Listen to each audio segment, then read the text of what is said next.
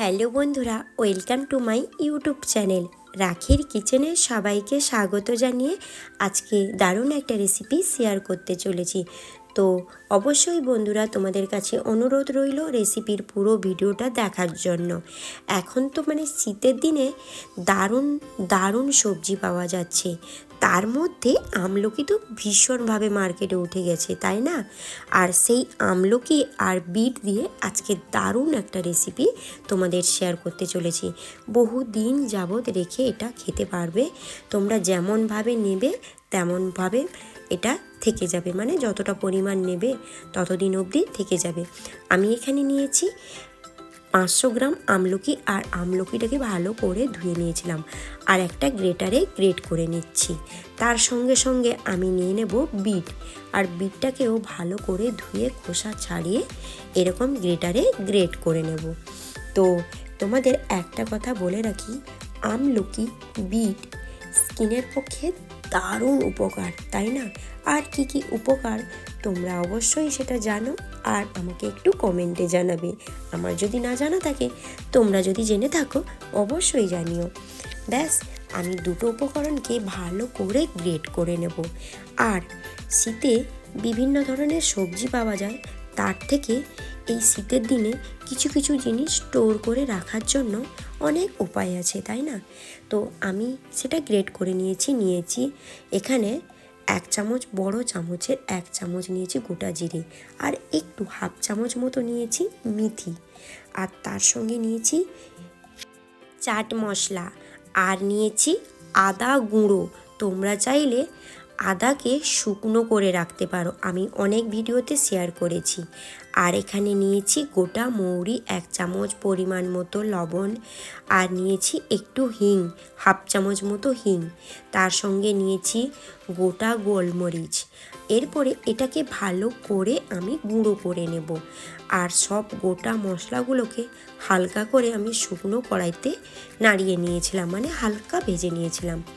এরপরে আমলকি আর বিটটাকে এইভাবে গ্রেট যে করে রেখেছিলাম, পাশাপাশি দুটো নিয়ে নেব।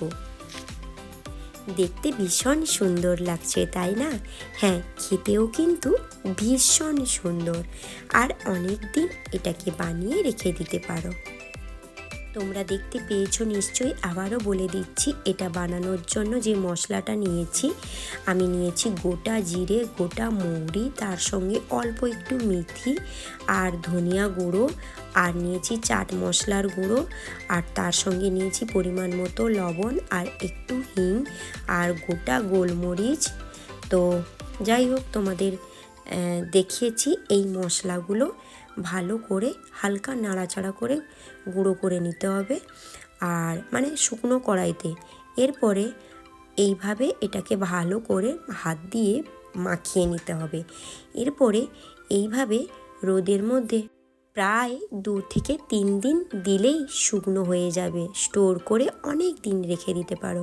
আর তোমাদের যদি অবশ্যই এটা ভালো লেগে থাকে, এটা অনেকটা বানিয়ে রেখে দিতে পারো। আর আমলকি বিট সব সময় যদিও পাওয়া যায়, তো হাতের কাছে কিন্তু সব সময় পাওয়া যায় না, বহু কষ্ট করতে হয়। তো এইভাবে কিন্তু যারা বিটের জুস বানিয়ে খাও, আমলকির জুস বানিয়ে খাও, মশলা ছাড়াই এইভাবে শুকনো করে রেখে দিতে পারো। 1 বছরের মতো স্টোর করে এগুলো রেখে দিতে পারো, কারণ এগুলো অনেক উপকারে, তাই না? তো যাই হোক, অবশ্যই তোমাদের এটা যদি ভালো লেগে থাকে, তোমরা বানিও, আর বানিয়ে আমাকে অবশ্যই তোমরা কমেন্ট করো কেমন লেগেছিল। খেতে কিন্তু দারুণ ছিল। তো কোনো সময় এগুলো ভাত খাওয়ার পরে একটু শুকনোভাবে খেতে পারো, মুখ সিদ্ধি। প্রত্যেক দিন এগুলোকেও জলে ভিজিয়ে, সকালে জলে ভিজিয়ে, যেটা জুস বিট বানিয়ে খাও, এটাকেও জলে ভিজিয়ে রেখে 1 ঘন্টা পরে তোমরা খেতে পারো জলটা, কারণ 1 চামচ নিলেই 1 গ্লাস জলে হয়ে যাবে।